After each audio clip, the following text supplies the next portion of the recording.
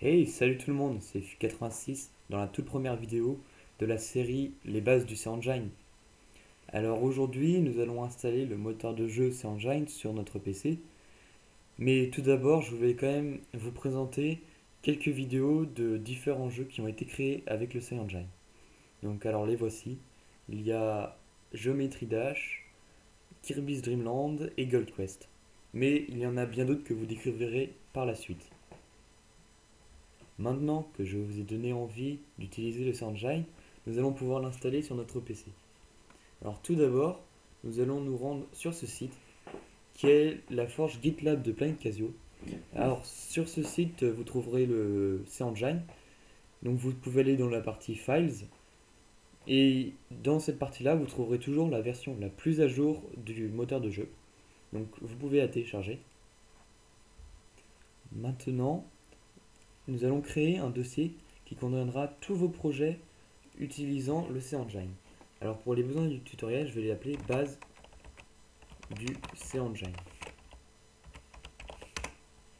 Ensuite, ouvrez-le et vous allez placer le point zip que vous avez de télécharger.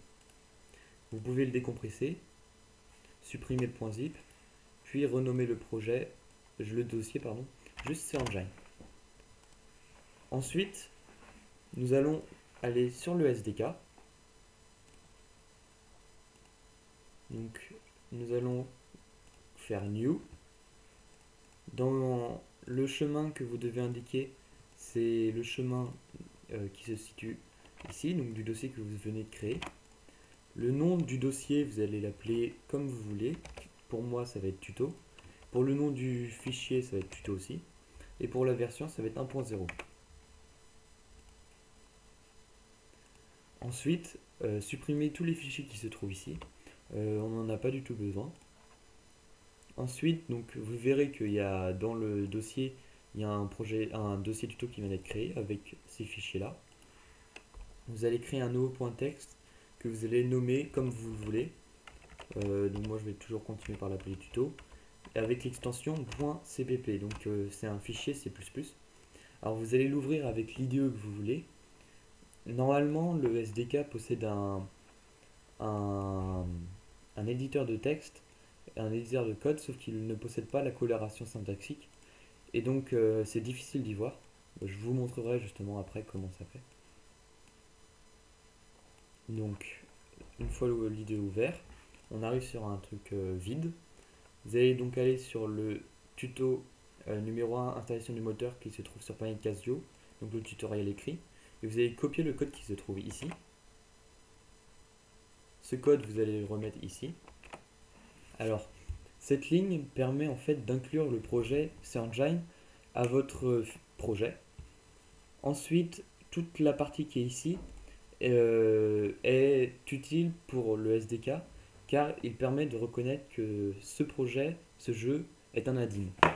Et pour finir, la fonction jeu qui se trouve ici est la fonction dans laquelle vous écrirez le code de votre jeu.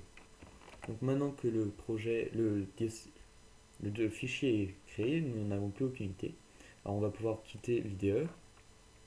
Si on ouvre ici, on va faire ajouter au projet. On revient sur le fichier. Voilà, tuto.cpp. Donc si on l'ouvre, on peut voir qu'ici on n'a pas la coloration syntaxique et donc c'est un peu difficile à lire. Sachant que en utilisant SpriteCoder, des fois il y a des sprites qui n'arrivent pas à tenir dans l'éditeur et donc ça va faire planter votre compilateur. Ensuite, vous allez ajouter tous les fichiers CPP du dossier CEngine pour pouvoir ajouter donc, les fonctions du CEngine à votre projet. Donc, je continue. Il ne me reste que la partie rendering qui permet d'afficher les objets et la map. Donc normalement tout ceci est fait. Nous allons pouvoir compiler. Donc compiler. Et vous devrez obtenir ceci. Vous allez pouvoir lancer le jeu. Hop. Donc là vous le lancez. et il ne se passe rien, car c'est normal, pour l'instant vous n'avez inséré aucun objet au CyanogenMod. Donc je vous dis à la prochaine. Donc la prochaine fois nous allons voir comment insérer des objets au CyanogenMod, et n'hésitez pas à vous abonner si vous avez aimé la vidéo.